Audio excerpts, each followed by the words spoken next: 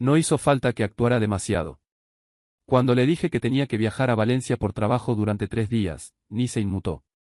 Apenas levantó la vista del móvil y murmuró un «vale, cuídate».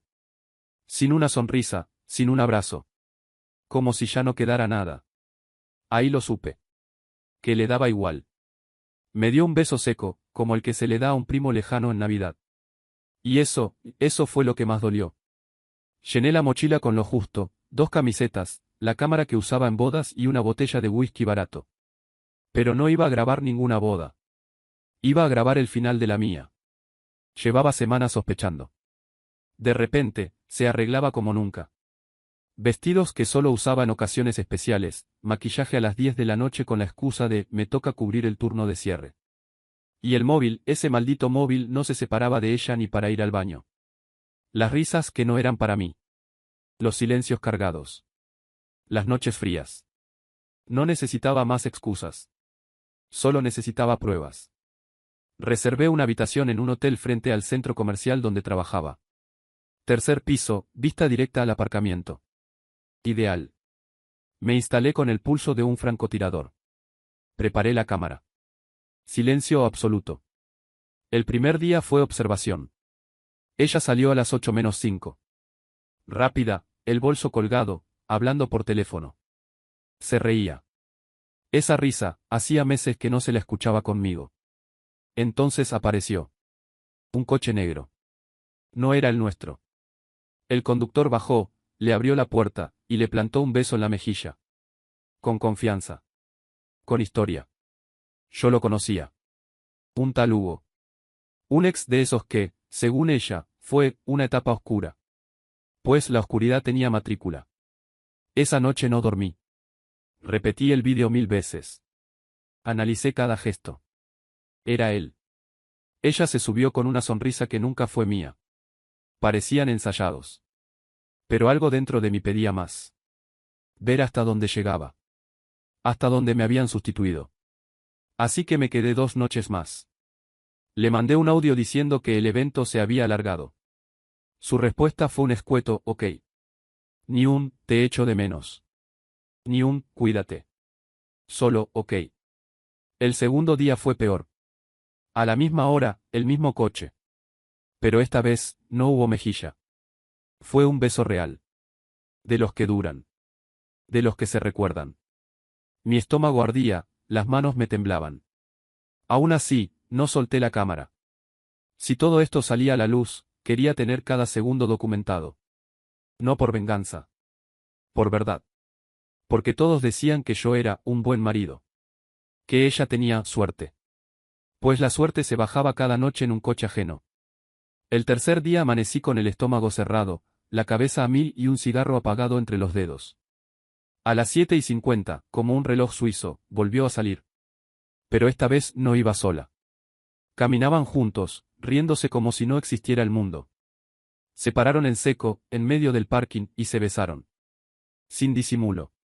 Como si fueran los protagonistas de su propia comedia romántica. Y yo grabando desde la ventana de un hotel, preguntándome en qué momento me convertí en el espectador de mi propia vida. Cada segundo quedó registrado. Cada caricia, cada mirada.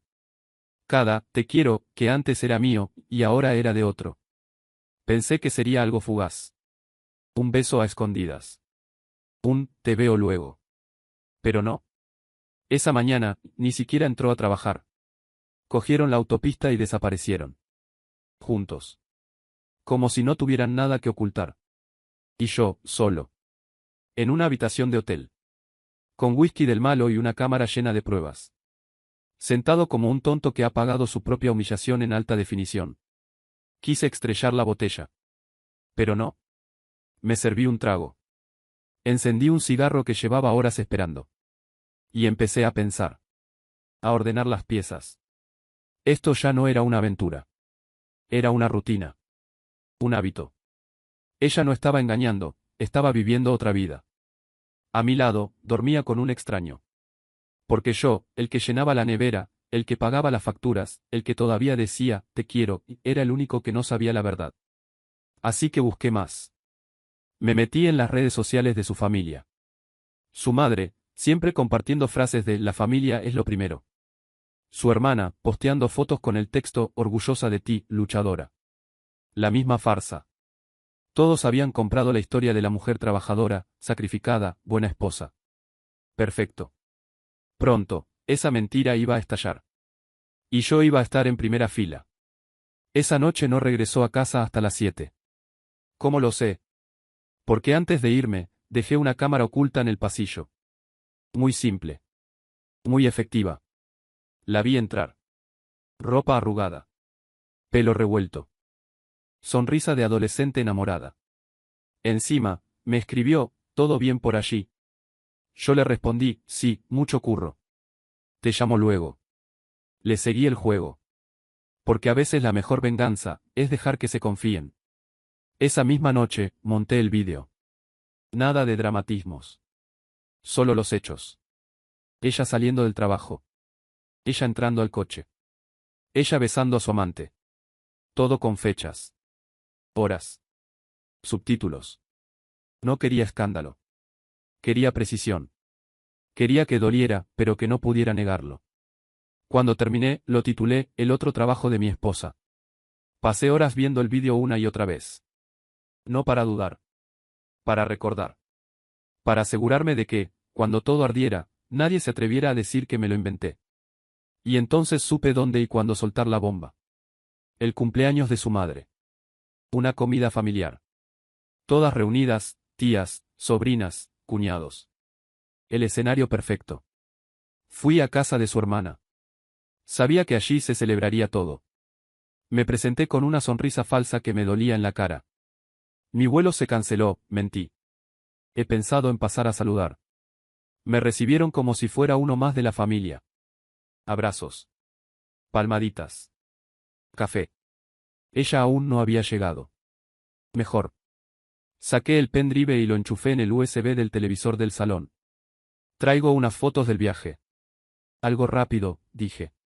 Y me senté. Como si nada. 5 minutos después, se abrió la puerta. Ella entró con una tarta entre las manos, sonriendo. Justo en ese instante, en la pantalla apareció la imagen. Ella. Besando a su amante. Frente al coche. Un silencio seco. Su madre soltó el vaso, que se estrelló contra el suelo. Su hermana, con la boca abierta, paralizada. Y ella, mi esposa, se quedó quieta. Como una estatua. Con la tarta temblando en las manos. No dijo ni una palabra. Ni un, lo siento. Ni un, puedo explicarlo. Solo bajó la tarta, y se quedó allí, viendo cómo su doble vida se desmoronaba delante de todos. Al principio nadie entendía lo que estaban viendo. Pero no hacía falta explicar demasiado. Las imágenes hablaban solas. Fecha. Hora. Lugar. Todo ahí, con claridad quirúrgica. Y luego, la escena que lo cambió todo. Su amante, dentro del coche, acariciándole la pierna con una familiaridad que dolía. Que asqueaba. Fue ahí cuando su padre, el mismo que siempre me trató como a un hijo más, se levantó del sofá y se marchó del salón sin decir una sola palabra. Ni enfado. Ni gritos. Solo decepción. Y esa, créeme, pesa más que cualquier insulto. Ella intentó articular algo, pero se le ahogaban las palabras antes de salir. Su madre, sin mirarla, se echó a llorar en silencio. Y su hermana me miraba como si yo hubiese provocado el desastre. Pero en el fondo sabía la verdad. Yo solo encendí la pantalla. La bomba ya la había lanzado su propia sangre. No me quedé a ver más. Me puse la chaqueta, me acerqué a ella y le hablé en voz baja. Cuando decides jugar con fuego, al menos asegúrate de que no haya testigos. Y me fui. Sin mirar atrás. Volví al hotel. Pero no como un fugitivo. Sino como alguien que al fin se ha sacado un peso de encima. Por primera vez en mucho tiempo, silencio. Limpio. Honesto. Sin mentiras colándose por debajo de la puerta. No hice todo esto por venganza. Lo hice por justicia. Porque ella se encargó de destruirlo todo en la sombra, y yo simplemente mostré las ruinas a plena luz del día. A las 3 de la mañana llegó el primer mensaje. «Podemos hablar», me escribió. No contesté. Apagué el móvil. Sabía que esto era solo el principio. Ella no toleraba perder el control. necesitaba justificar lo injustificable. Pintar la traición con tonos de víctima. Al día siguiente ya tenía 7 mensajes más, 3 llamadas perdidas y un audio que ni me molesté en escuchar. Porque cuando la verdad ya ha salido por la ventana, no hay discurso que la haga volver. Después fue su hermana. Mensaje directo, tono condescendiente. Estas cosas se resuelven en privado. En privado. Como las escapadas de hotel mientras yo planchaba su uniforme. No contesté. No tenía que rendir cuentas a nadie. 2 días después, me llamó su madre. La voz entrecortada. El tono bajo. Me pidió perdón. Me dijo que jamás imaginó algo así. Que sentía vergüenza. Se lo agradecí. Pero fui claro. Lo que se rompió, ya no se arregla. Ni con disculpas. Ni con llantos. Al cuarto día, ella apareció en la puerta del hotel. No tocó. Golpeó con ansiedad, con desesperación. Le abrí. No por cariño. Por curiosidad. Quería ver si, por fin, se había quitado la máscara. Entró. Hundida. Ojerosa. Deshecha. Se sentó. Lloró. Me soltó frases rotas, estoy confundida, no sé por qué pasó, fue un error, te quiero, no quería hacer daño. Como si las imágenes fueran un malentendido. Como si yo fuera idiota. La dejé hablar. Hasta que terminó su guión. Entonces le hice una única pregunta. ¿Sigues viéndolo? No dijo nada.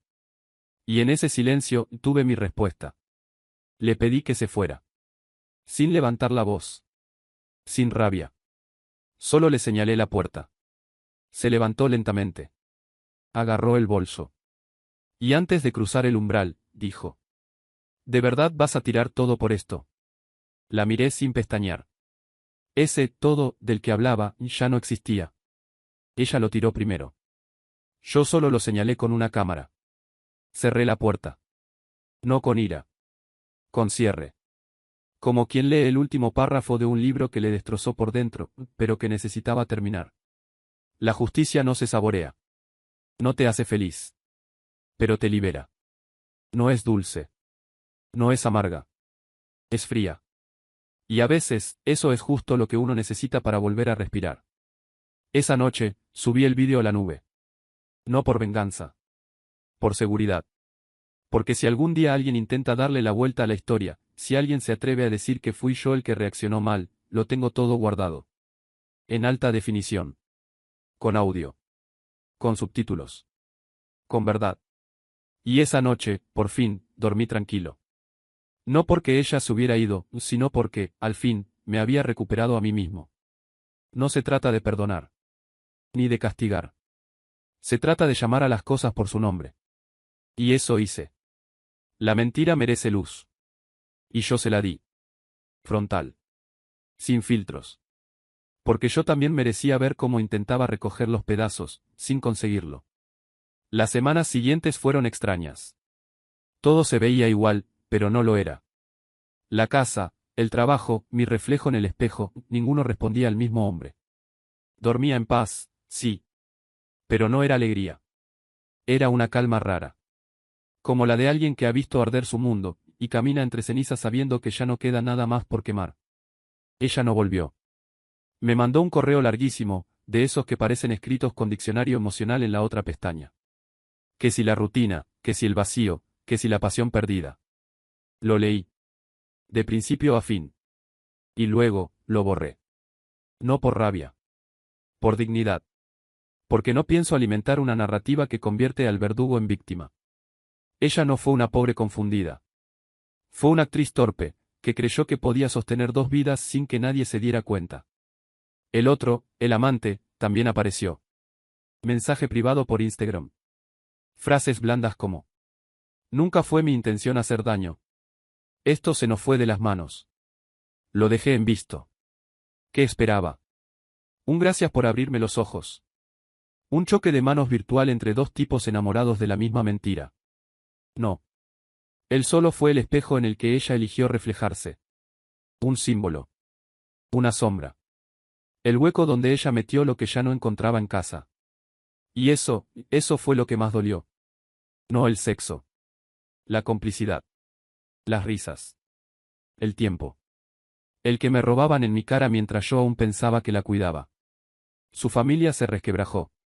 Su madre, la única que siguió escribiéndome, lo hacía como quien envía mensajes desde una casa que ya no existe. Su padre se distanció de todos. Me contaron que no le habla desde aquel día. Lo entiendo. No lo hizo por mí. Lo hizo por orgullo. Porque también lo traicionó a él. A su apellido. A su educación. A lo que creía que había criado. Y esa familia que tanto presumía de unión, de principios, se desplomó frente a una pantalla. Aparecieron rumores, claro. Versiones inventadas. Gente diciendo que fui cruel. Que debí perdonar. Que exageré.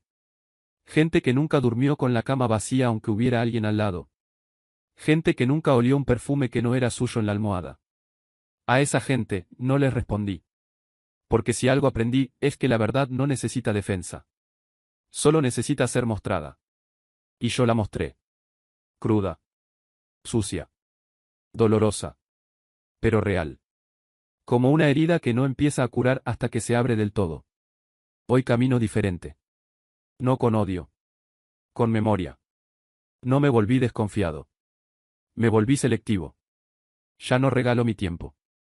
Ya no entrego mi fe a cualquiera. La traición no me rompió. Me despertó. Me enseñó que, a veces, la puñalada no llega por la espalda. Llega desde la almohada de al lado. El amor sin verdad no es amor. Es teatro. Yo ya no actúo. Ella, probablemente sí. Pero esta vez, sabiendo que alguien puede estar mirando. Desde la ventana correcta. Con la cámara lista. Y la paciencia afilada. Y esa, fue mi última grabación.